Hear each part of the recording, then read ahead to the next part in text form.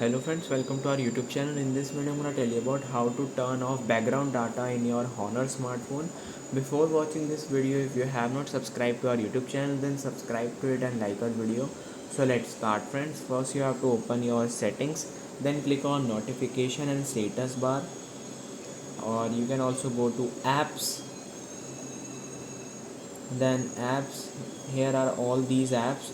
Click on the any app, then you have to select background data. So here it is the data usage. You have to disable this roaming data. It is in background data, and you have to do this with all these apps here. You can see friends. I hope you like this video. If you like this video, then subscribe to our YouTube channel for more helpful tips and tricks videos. See you next time.